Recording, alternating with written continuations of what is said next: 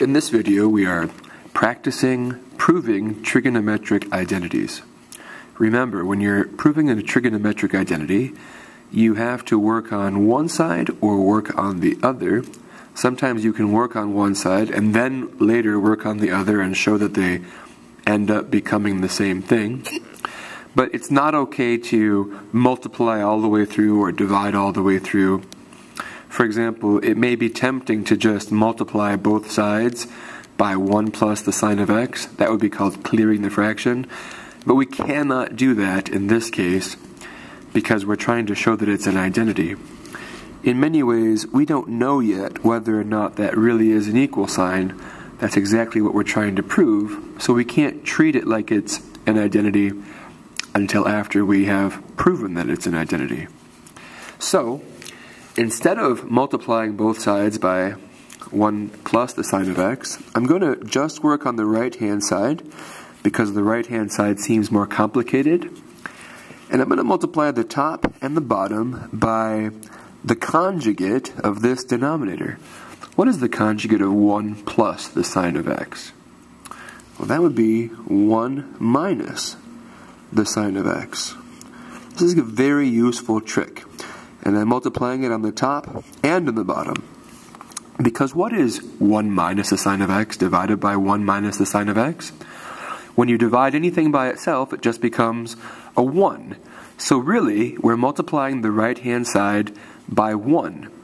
When you multiply something by 1, you may change what it looks like. In this case, we will change what it looks like. But you don't change what it is. And that is important when we're working on these identities. So let's multiply, you can use the distributive property on top here. So cosine squared x times 1, that becomes cosine squared x, minus the cosine squared x times sine x, that gives us cosine squared x times the sine x here.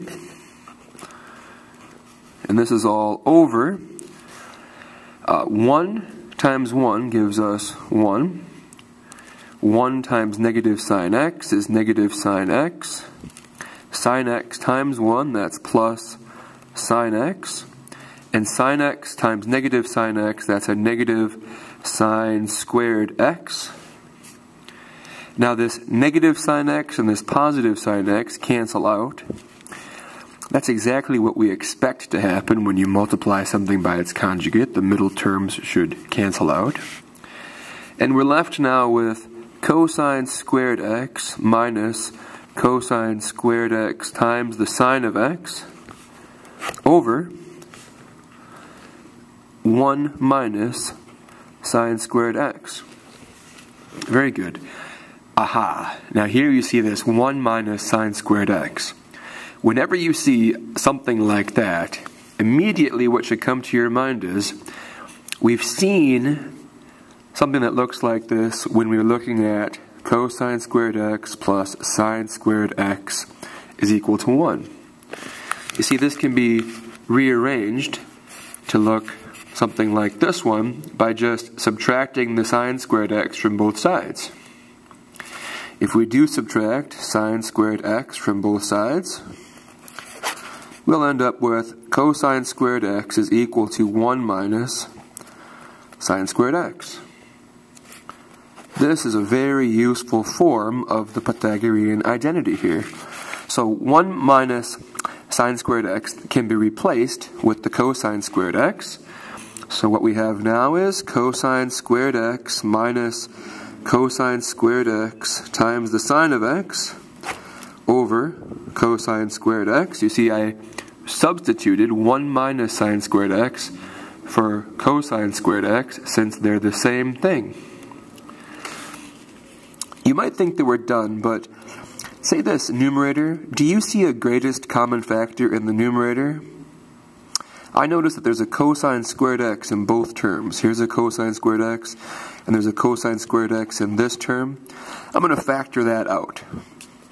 So we have cosine squared x. Cosine squared x times 1 will give us cosine squared x minus, here I'll put this sine x, because cosine squared x times negative sine x gives us this negative cosine squared x times the sine of x, and this is all over cosine squared x. Notice what we have here. We have a cosine squared x on the top, and we have a cosine squared x on the bottom, so they cancel out now, and we're left with 1 minus the sine of x. And if we look up to see what we were aiming for, on the left-hand side we have 1 minus the sine of x, which means that we have successfully taken this more complicated right-hand side, and step by step we began by multiplying the top and the bottom by the conjugate here. We distributed here, although later on we ended up factoring, so we could have avoided some of the work by just not distributing in the first place and just writing it as cosine squared x times the quantity 1 minus sine x. Once we got it down to 1 minus sine squared x, we realized, oh, that's just another way of writing cosine squared x, so we wrote that down. We replaced it. Here we factored it out, canceled out the cosine squared x term from the top and the bottom, and we're left with 1 minus sine x, which is exactly what the left-hand side says, and so this is a successful proof.